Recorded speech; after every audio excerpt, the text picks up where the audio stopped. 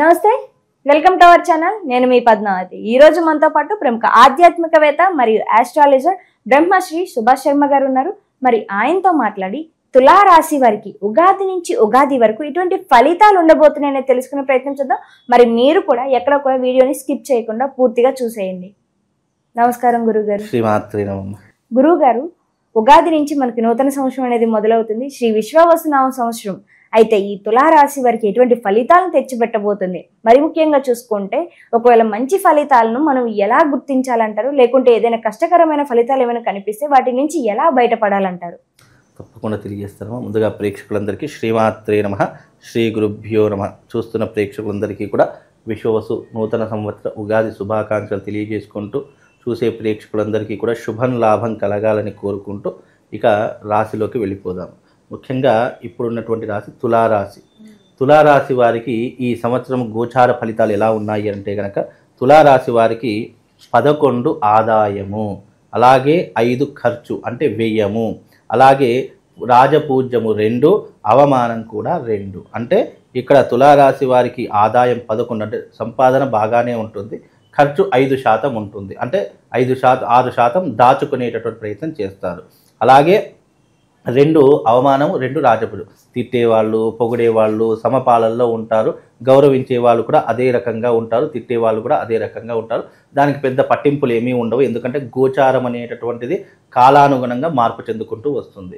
ఇక రాశిపరంగా చూసుకుంటే తులారాశి వారికి 9వ స్థానంలో, 9వ స్థానంలో గురు సంచారము, అలాగే 6వ స్థానంలో శని సంచారము, అందులోనూ మళ్ళీ 6వ స్థానంలో శని సంచారము, 6వ స్థానంలో రాహు సంచారము, అలాగే 12వ స్థానంలో కేతు సంచారం అనేటటువంటిది వీళ్ళ యొక్క గ్రహచారము, గోచారం అనేటటువంటి ఫలితాలు నడుస్తున్నాయి.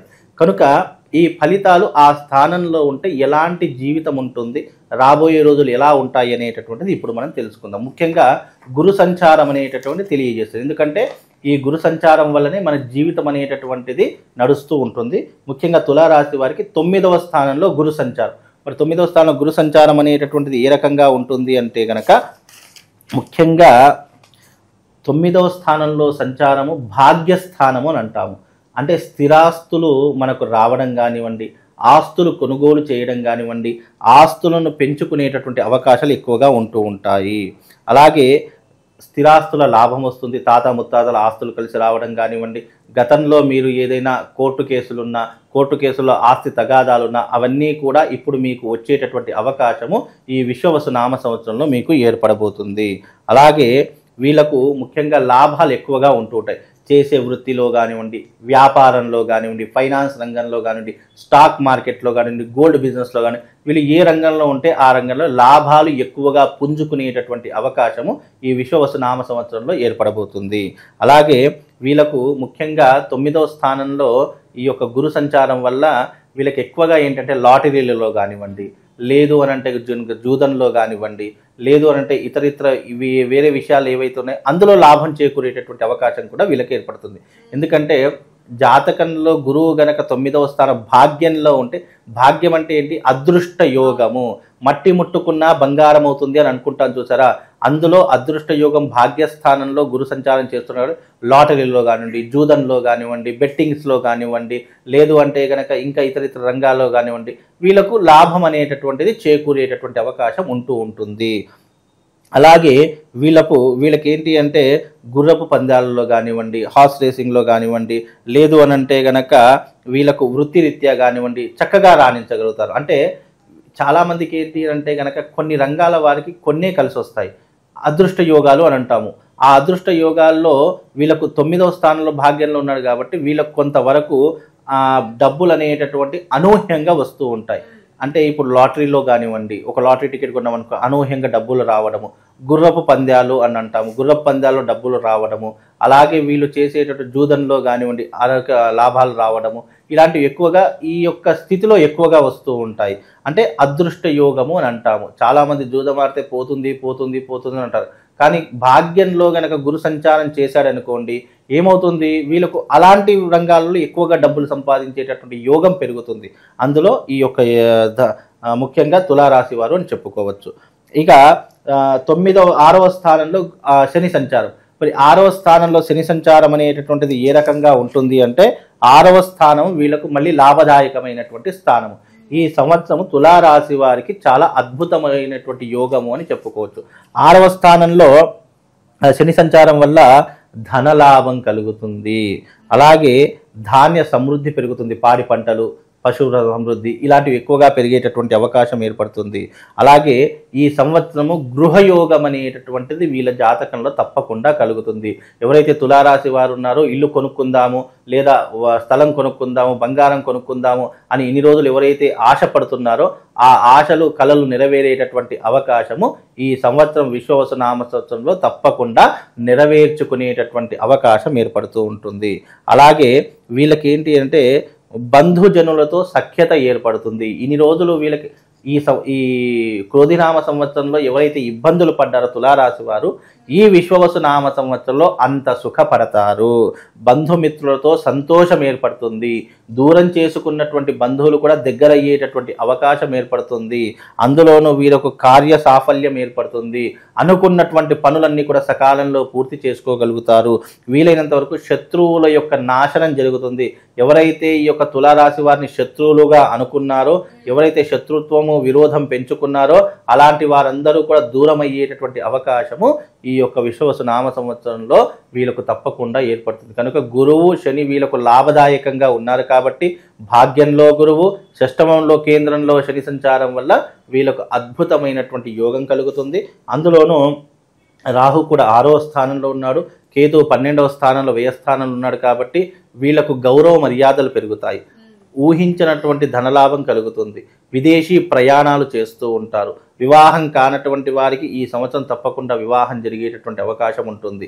ఇన్ని రోజులు ఆరోగ్య విషయంలో కానివ్వండి, లేదంటే వ్యాధి విషయంలో కానీ ఎవరైనా బాధపడుతున్నారంటే వాళ్లకు ఈ సంవత్సరం చక్కనైనటువంటి ఉపశమనం కలుగుతుంది. రాజకీయ నాయకులకు, సినిమా రంగంలో ఉన్నటువంటి వాళ్ళకి మంచి మంచి అవకాశాలు ఏర్పడతాయి. ఉన్నత అధికారులతో మంచి లాభాలు ఏర్పడతాయి. వాళ్ళతో యొక్క సఖ్యత ఏర్పడుతూ ఉంటుంది. పరిచయాలు పెరిగి ఇంకా మునుముందుకు రాణించేటటువంటి అవకాశాలు కూడా ఈ యొక్క తులారాశి వారికి పెరిగేటటువంటి అవకాశం ఉంటుంది. కాబట్టి తులారాశి వారు ఈ సంవత్సరం చాలా అద్భుతమైనటువంటి రాజయోగాన్ని అనుభవించేటటువంటి పరిస్థితులు ఏర్పడతాయమ్మా. అయితే గురువు గారు, తులారాశి వారికి అన్ని మంచి ఫలితాలే కనిపిస్తున్నాయి, కానీ ఈ ఫలితాలన్నీ కూడా మనం అనుకున్నట్టుగా ఇవన్నీ ఫలించాలి అంటే గనక ఎటువంటి పరిహారం చేసుకోవడం వల్ల మనం కోరుకునే కోరికలన్నీ కొంచెం తొందరగా తీరుతాయి అంటారు? తప్పకుండా అమ్మా. ఎంత మనము బాగుంది అనుకున్నప్పటికీ కూడా ఇది కాలానుగుణంగా కొన్ని మార్పులు జరిగేటటువంటి అవకాశం ఉంటుంది.